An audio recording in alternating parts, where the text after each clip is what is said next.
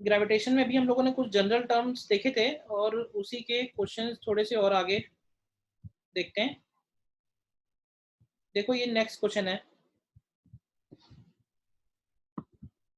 एक annular disc है, inner radius 3r and outer radius 4r, और उसके एक्सिस पे एक पॉइंट है P 4r। हमें एक यूनिट मास को P पॉइंट से इंफिनिटी ले जाना है, तो उसमें वर्क डन निकालना है। देखो आईआईटी का ही आया हुआ क्वेश्चन है। डिस्क के लिए तुम्हारे पास फॉर्मूला अवेलेबल है पोटेंशियल का, वो यूज होगा। देखो करो ट्राई।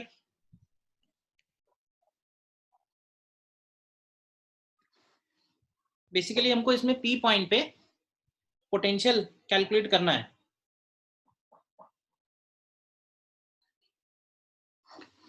इसमें P पॉइंट पे हमको पोटेंशियल कैलकुलेट करना है, तो उसके लिए देखो ध्यान से क्या लिख सकते हैं। तो हम ऐसे बोल सकते हैं Vp is equal to V1 minus V2। तो V1 और V2 जो है वो बेसिकली कंप्लीट डिस्क की वजह से जो पोटेंशियल्स हैं वो हो जाएंगे। तो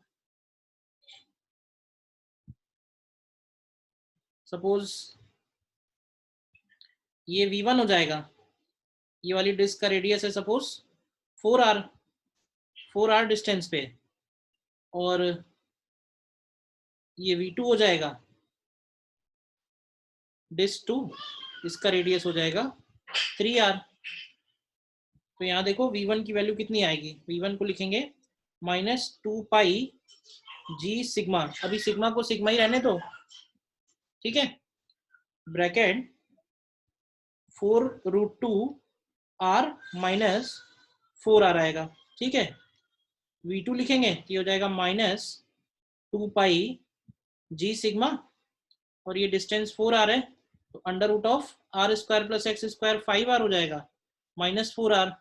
तो ये V2 हो गया। तो यहाँ से Vp की वैल्यू V1 माइनस V2 बनेगी।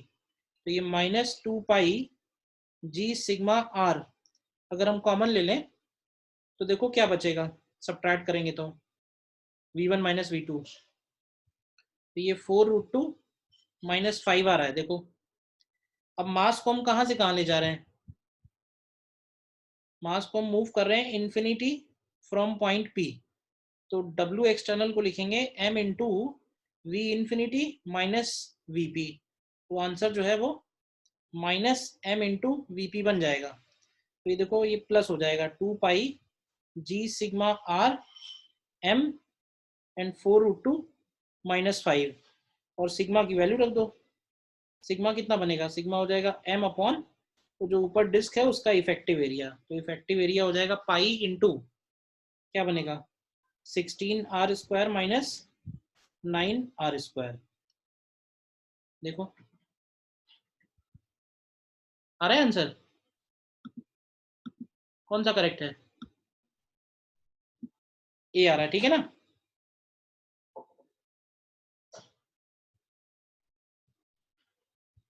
To G M upon 7r and 4√2 -5।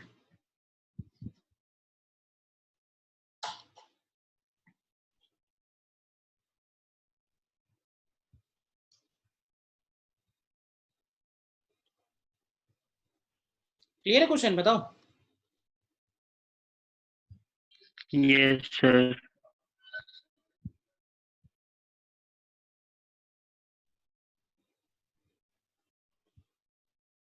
और देखो इसमें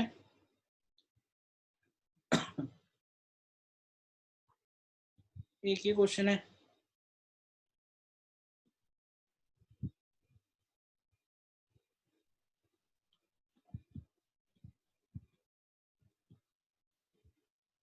नेक्स्ट देखो।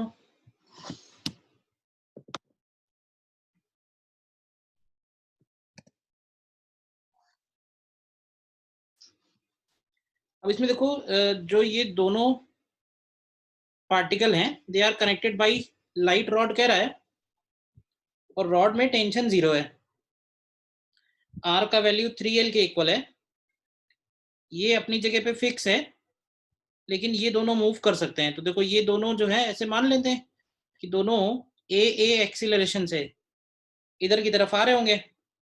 और रॉड में जो टेंशन है वो 0 है।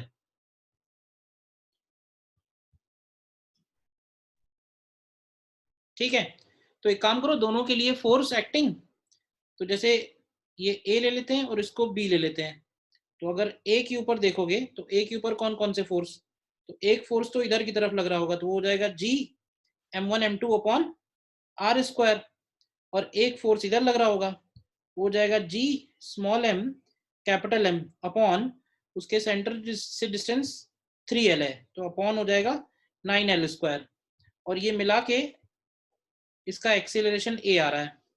तो इक्वेशन क्या बनेगी, तो G small M capital M upon 9l square minus G M square upon L square is equal to M into A, equation 1। और बी के लिए बनाएंगे अगर इक्वेशन, तो बी के ऊपर दोनों ही फोर्स इधर ही लगेंगे, एक इधर लगेगा G M square upon L square, और बड़े वाले की वजह से भी G small M capital M upon 16l square हो जाएगा। एक्सीलरेशन इसका भी ए है, तो सेकंड इक्वेशन आएगी G small M capital M upon 16l square minus G M square by L square is equal to M A. तो ये equation 2 हो गई। सर 2 में दोनों ऐड होंगे। ठीक है, दोनों इक्वेशंस डिवाइड कर दो, आ जाना चाहिए।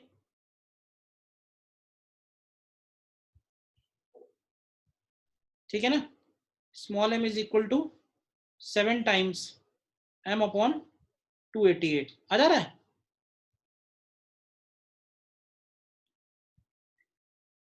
बोलो।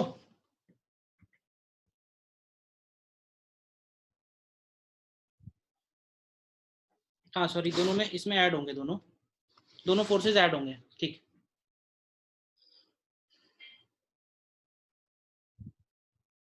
सेकंड इक्वेशन में दोनों फोर्सेस सेम डायरेक्शन में ऐड होंगे, करेक्ट।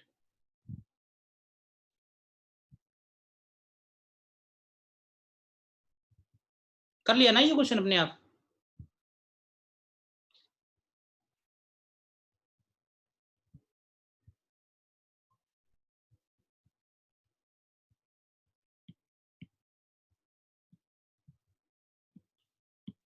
और देखो ये भी next question,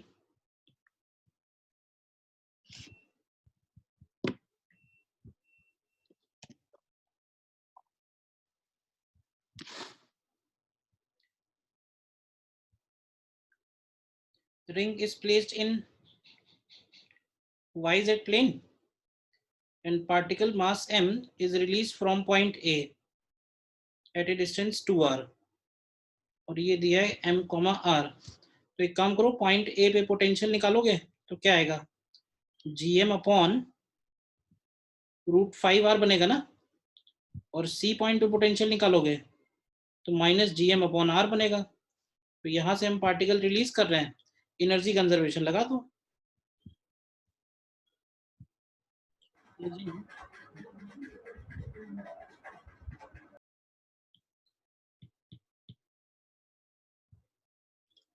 using mechanical energy conservation, particle को हमने पॉइंट ए से रिलीज किया है, अट्रैक्ट होकर सी क्रॉस करेगा, तो ए और सी देखो,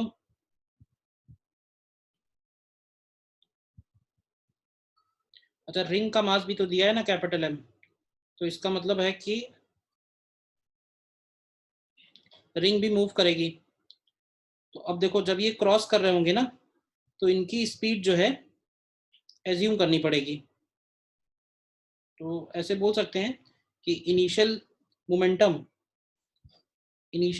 0 है, तो फाइनल मोमेंटम भी 0 होगा।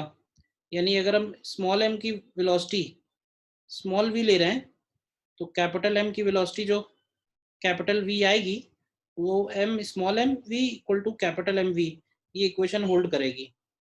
और एनर्जी कंजर्वेशन लगा तो क्या आएगा, काइनेटिक एनर्जी 0 है, पोटेंशियल हो जाएगा M into V A, C point पे half small V square plus half capital M capital V square and minus plus small M into V सी।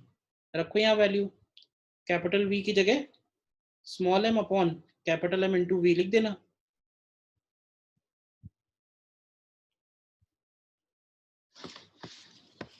ठीक है, देखो यहाँ रखो कैपिटल वी की वैल्यू, वी ए की वैल्यू और वी सी की वैल्यू, और हमें ये स्मॉल वी निकालना है।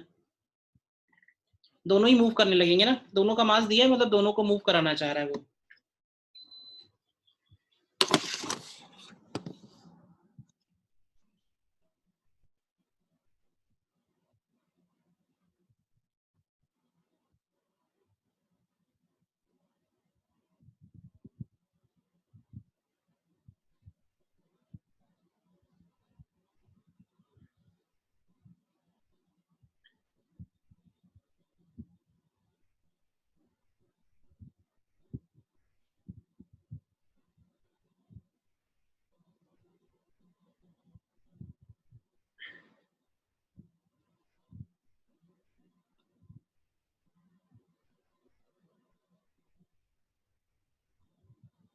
ठीक है, सॉल्व हो जाएगा ना। दो इक्वेशन है,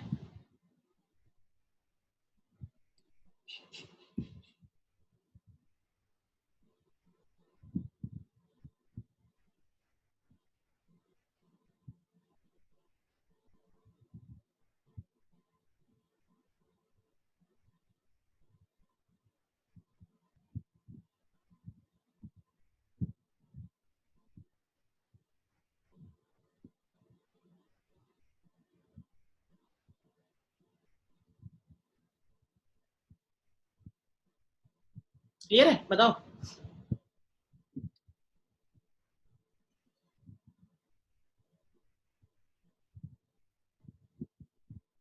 इस केस में दोनों ही एक दूसरे की तरफ अट्रैक्ट होंगे, तो दोनों ही स्पीड गेन करेंगे, और ये जो स्पीड्स निकली हैं जब वो सेंटर क्रॉस कर रहा होगा तो ये उनकी मैक्सिमम स्पीड्स भी होंगी।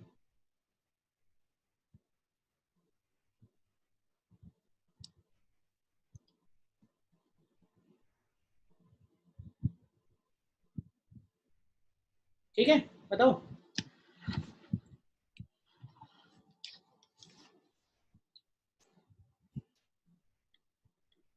तो यहाँ तक जो ग्रेविटेशन हम लोगों ने देखा, ये कुछ जनरल पॉइंट थे। ठीक है, universal law of gravitation, gravitational potential, field, energy. ठीक है ना।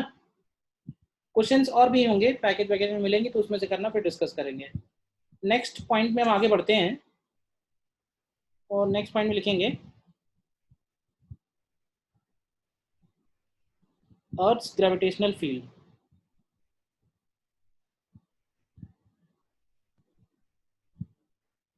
अब हम लोग अपना डिस्कशन जो है वो कन्फाइंड करना है स्पेशली फॉर अर्थ।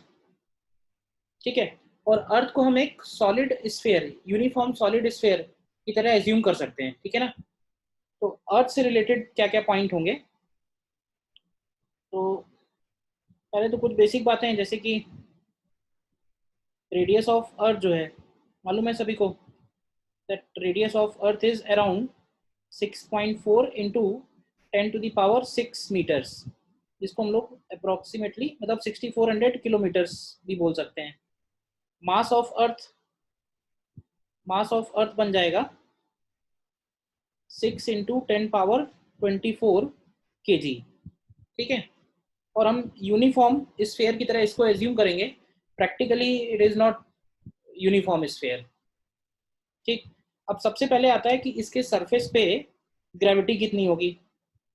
तो ग्रेविटी का मतलब है ग्रेविटेशनल फील्ड इंटेंसिटी। तो सॉलिड स्फीयर की वजह से सरफेस पे ग्रेविटेशनल फील्ड कितना होता है, तो उसका फॉर्मूला होता है GM/r²। तो ये हो जाएगा GME अपॉन RE², और ये सारे कांस्टेंट्स की वैल्यू रखोगे तो ये निकल के आता है 9.8 मीटर पर सेकेंड स्क्वायर। इसके बाद अगर इसके सरफेस पे कोई पार्टिकल m मास है, तो इसके सरफेस पे पोटेंशियल कितना होगा, तो पोटेंशियल की वैल्यू होगी -GM/r। तो उस पार्टिकल की पोटेंशियल एनर्जी बनेगी minus G M M E upon R E. तो ये पोटेंशियल एनर्जी पार्टिकल की हो गई ऑन सरफेस ऑफ अर्थ। देखो ध्यान से, ये ग्रेविटी की वैल्यू हो गई ऑन सरफेस। ये कुछ चीजें ज्यादा इंपॉर्टेंट हैं।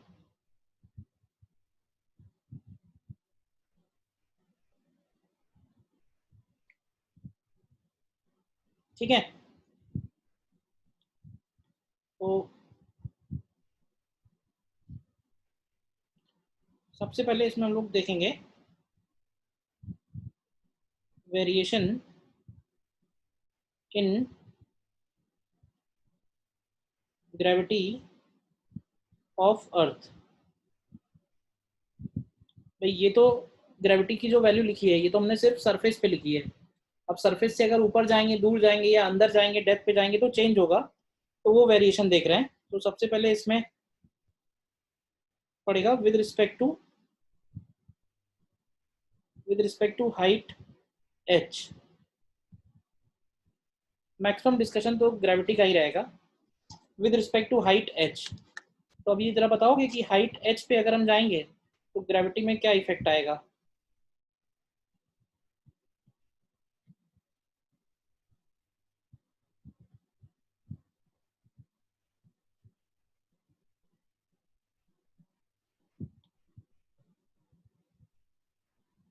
मान लेते हैं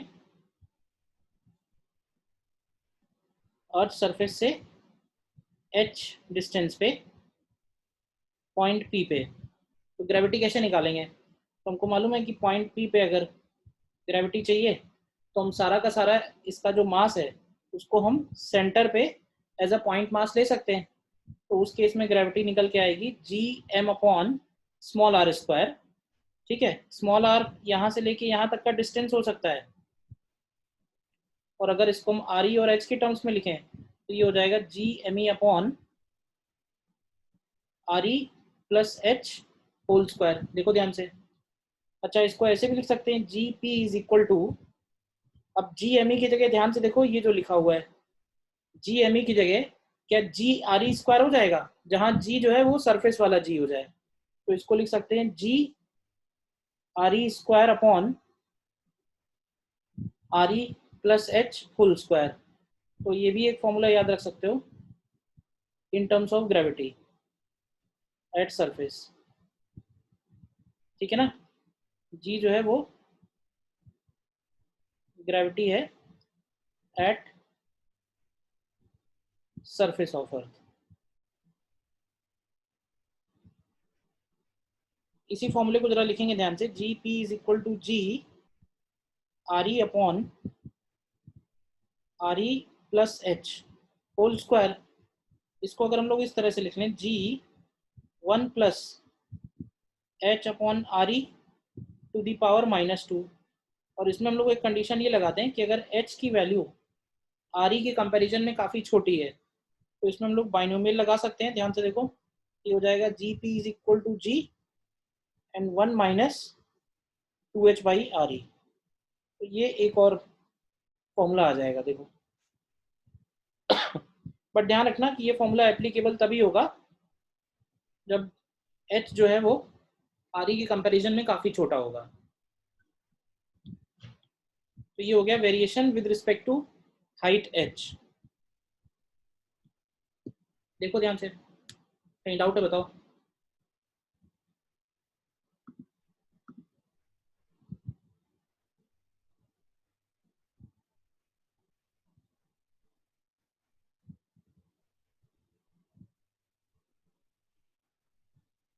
मास ऑफ अर्थ कैसे कैलकुलेट हुआ।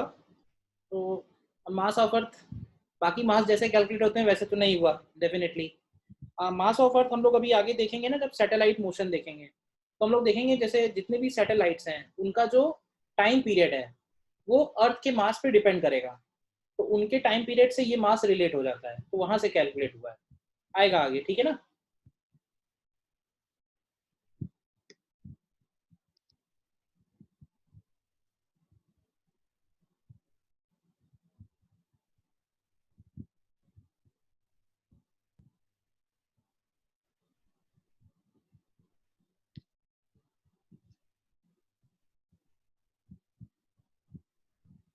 क्लियर है फर्स्ट पॉइंट। सेकंड लिखेंगे with respect to depth d, with respect to depth d,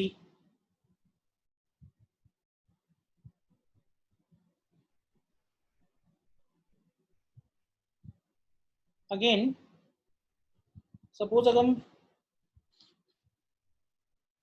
d depth पे निकालना चाह रहे हैं तो मान लेते हैं कि ये जो डेप्थ है सरफेस से d डिस्टेंस पे है और हमें p पॉइंट पे लिखना है। तो देखो p पॉइंट जो है क्या ये इनसाइड दी सॉलिड स्फीयर है? इनसाइड सॉलिड स्फीयर हमारे पास फॉर्मूला था gm into small r upon R E cube, जिसमें स्मॉल आर जो है वो हमेशा सेंटर ऑफ अर्थ से ही मेजर होगा। तो यहाँ पे देखो इसको ऐसे लिख सकते हैं क्या, g M E upon R E square अलग कर लो और स्मॉल आर की जगह लिख दो आर ई माइनस डी और अपॉन में एक और आ रही है देखो। तो ये जो बाहर वाला लिखा हुआ है ये स्मॉल जी बन जाएगा। तो डेप्थ पे फॉर्मूला हो जाएगा g P is equal to g 1 minus d by R ई।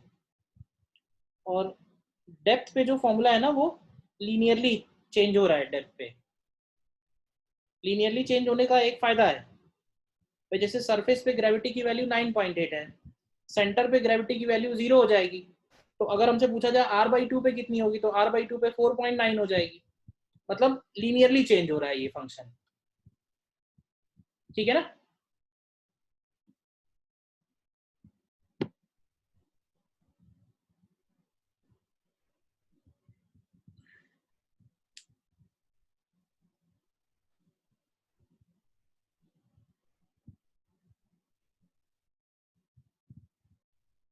ठीक है जितना लिखा उसमें। देन थर्ड पॉइंट में बोलते हैं with respect to shape of earth, with respect to shape of earth. अब देखो वैसे तो अर्थ को बोलते हैं स्फेरिकल, लेकिन कहते हैं कि भाई थोड़ा सा इसका शेप जो है वो ओवल शेप है। अब इस ओवल शेप की वजह से, इस ओवल शेप की वजह से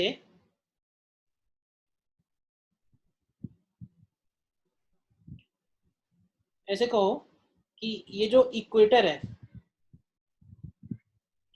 इक्वेटर पे रेडियस का वैल्यू आर ई और ये पोल्स हो गए, पोल्स पे रेडियस का वैल्यू आर पी, इनकी वैल्यू में थोड़ा सा डिफरेंस है।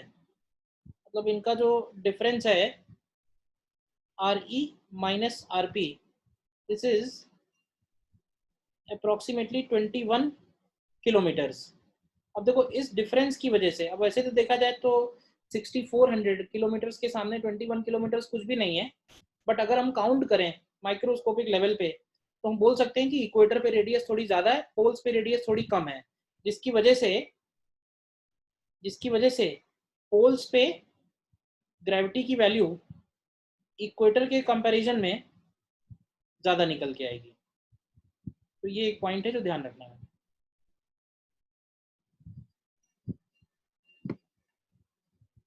पोल्स पे ग्रेविटी का वैल्यू इक्वेटर के कंपैरिजन में ज़्यादा होता है, प्रैक्टिकली भी ज़्यादा होता है। और ऐसे बोला जाए कि इसके दो रीज़न है, तो जिसमें से एक रीज़न तो ये है कि जो अर्थ का शेप है वो ओवल शेप है, उस ओवल शेप की वजह से। और जो दूसरा रीज़न है इसका, दूसरा फोर्थ पॉइंट में लिखेंगे इसको, due to rotation of earth, due to rotation of अर्थ।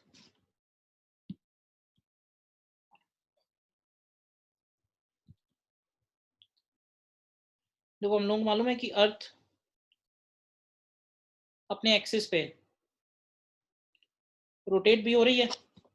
तो ये जो रोटेट होने वाला ओमेगा है, इसकी वैल्यू निकालनी हो तो क्या कर सकते हैं, सोचो। तो तो ये जो ओमेगा है, इस ओमेगा को हम लोग लिख सकते हैं 2 पाई/T, और इस कैपिटल टी की जगह 24 आवर्स आएगा। क्लियर है ना? अर्थ का अगर हमें रोटेशन निकालना हो। अब है क्या, देखो, किसी भी पॉइंट पे, लेट से ये वाला एंगल ले लेते हैं फाई।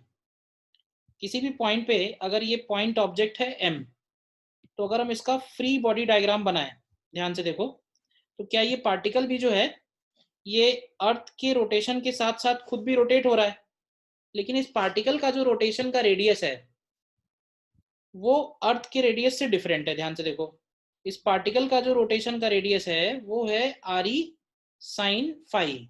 ठीक है, जिसमें ये जो फाई एंगल है इसको हम लोग एक नाम भी देते हैं, दिस फाई इज कॉल्ड को लैटिट्यूड। को लैटिट्यूड, लैटिट्यूड का मतलब होता है कि यहां से एंगल, अगर हम ये इक्वेटर बनाए, लैटिट्यूड का मतलब होगा ये वाला एंगल। ध्यान से देखो, ये एंगल लैटिट्यूड होगा, और इस एक्सिस ऑफ रोटेशन से जो एंगल है दिस इज कॉल्ड को लैटिट्यूड। तो अब देखो, इस पार्टिकल के ऊपर अगर हम फोर्सेस बनाए, कौन कौन से बनेंगे फोर्सेस बताओ? तो देखो, एक तो इसके ऊपर सेंटर की तरफ mg हो गया, बाहर की तरफ इस पे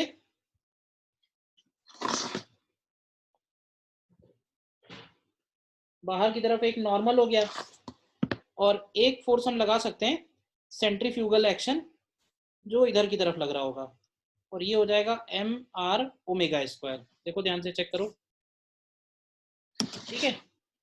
और इस डायरेक्शन में ये वाला एंगल देखो तो फाई आएगा। तो अगर हम नॉर्मल वाले डायरेक्शन में फोर्सेस बैलेंस करें अर्थ फ्रेम में, तो हमारे पास इक्वेशन बनेगी कि n plus m r omega square sine phi is equal to m g, या इसको ऐसे लिख सकते हैं n plus m r E omega square sine square phi is equal to m g. तो n की वैल्यू हो जाएगी, m कॉमन ले लें अगर, तो g minus R E omega square sine square phi, और इसी n को हम लोग लिख देते हैं m इंटू जी डैश। तो यहाँ से तुम्हें जी डैश की वैल्यू मिल जाती है g minus R E omega square sine square phi. तो देख लो, due to rotation of earth, due to centrifugal action, जो इफेक्टिव ग्रेविटी है वो थोड़ी सी रिड्यूस हो रही है। ठीक है ना? और देखो, इसका जो रिड्यूस होने में कंट्रीब्यूशन है साइन फाई, तो हमें मालूम है कि साइन फाई की वैल्यू मैक्सिमम कहाँ पे होगी? इक्वेटर पे, क्योंकि जब कोई ऑब्जेक्ट इक्वेटर पे होगा तो उसका लार्जेस्ट रेडियस बनेगा सर्कुलर मोशन का, तो उसके केस में उसके ऊपर सेंट्रीफ्यूगल फोर्स सबसे ज्यादा होगा, तो effective gravity toward centre reduce हो जाएगी। तो इसका इफेक्ट इक्वेटर पे सबसे ज्यादा है और पोल्स पे इसका कोई इफेक्ट नहीं है। तो ये भी रीजन है कि पोल्स पे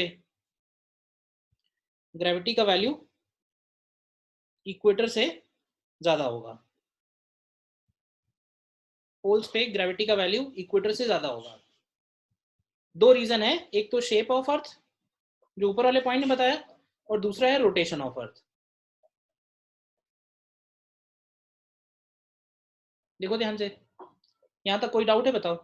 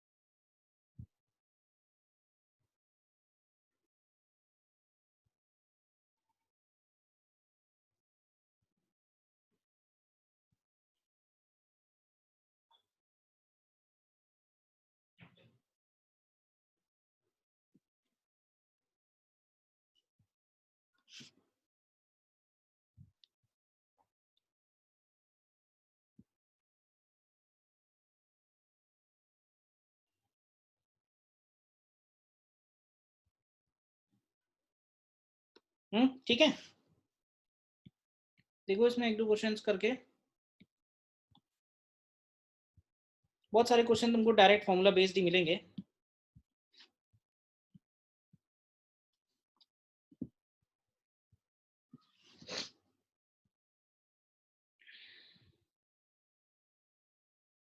देखो सामने क्वेश्चन है, करो।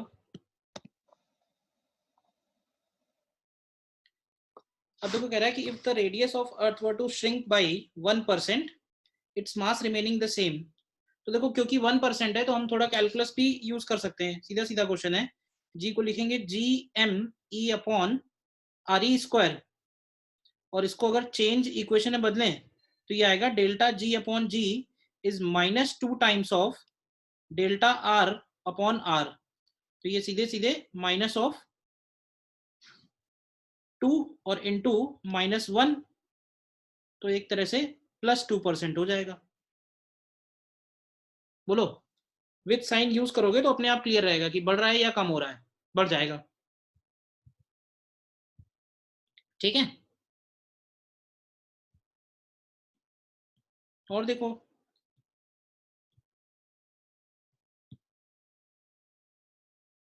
नेक्स्ट देखो,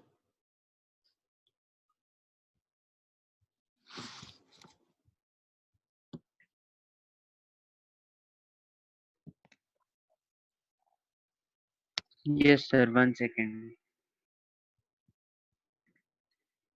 सेकेंड्स पेंडुलम का मतलब है टाइम पीरियड इज 2 सेकेंड, और diameter of planet is 4 times that of the earth. तो देखो पेंडुलम का जो टाइम पीरियड है वो 2 π√L/g है, यानी जी पे ही डिपेंडेंट है। तो जी से ही स्टार्ट करते हैं। तो जी का फॉर्मूला वैसे तो है GM/r²। अब इसको हम डेंसिटी के टर्म्स में लिख लेते हैं। तो डेंसिटी के टर्म्स में अगर लिखें तो ये आएगा G/r² into density into 4/3 πr³ देखो ध्यान से। ठीक है, तो जी की वैल्यू एक तरह से, अगर खाली प्रोपोर्शनलिटी की बात की जाए तो ये प्रोपोर्शनल टू आर आएगी। तो प्लैनेट की जो ग्रेविटी है वो 4 टाइम्स अर्थ की ग्रेविटी हो गई। ठीक है, तो इसका मतलब है टाइम पीरियड जो प्लैनेट पे होगा वो 1/2 times of time period on earth हो जाएगा। तो यानी कि 1 सेकेंड आ जाएगा। ठीक है ना, टाइम पीरियड इज 2π√L/g से यूज किया है। बोलो, ठीक है।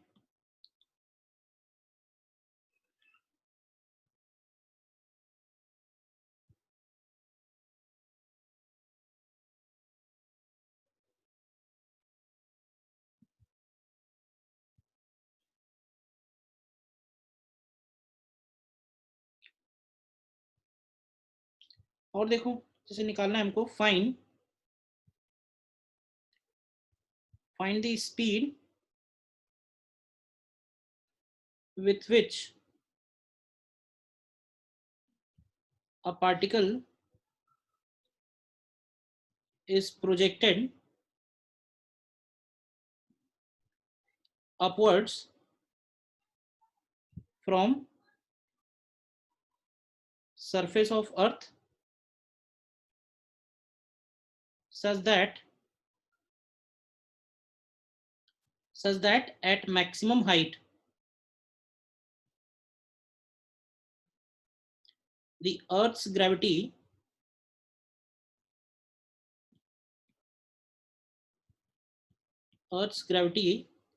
is 1/4 of that of the surface। देखो, a particle is to be projected from surface of earth such that maximum height पे अर्थ ग्रेविटी जो है वो सरफेस ग्रेविटी का 1/4 हो। देखो क्या करेंगे,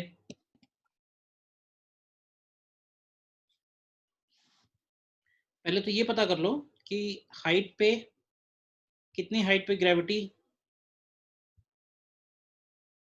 1/4 होगी। तो इसी वैल्यू को g/4 के इक्वल कर दो। तो यहाँ से h की वैल्यू निकालोगे तो re के इक्वल आएगी, यानी सरफेस से re हाइट पे ग्रेविटी 1/4 होगी। अब देखो सरफेस से प्रोजेक्ट कर रहे हैं तो एनर्जी कंजर्वेशन लगा देते हैं। यूजिंग एनर्जी कंजर्वेशन, तो सरफेस पे काइनेटिक एनर्जी हो गई 12mv0 square. Potential energy surface पे हो जाएगी Gm me/re। h हाइट पे पहुंचने के बाद काइनेटिक एनर्जी 0 हो जाएगी और पोटेंशियल एनर्जी हो जाएगी Gm me/2re हो जाएगी, होगी ना। re प्लस एच लिखेंगे तो re प्लस एच की जगह 2re आ जाएगा। तो यहां से देखो V0 की वैल्यू क्या निकल के आती है, √of Gme/re। कर लिया था सभी ने? Yes sir.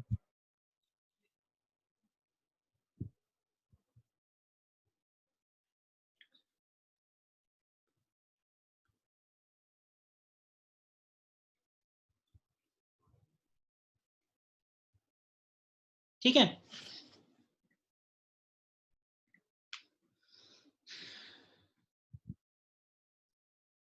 ठीक है, इस लेक्चर में यहीं तक रखते हैं।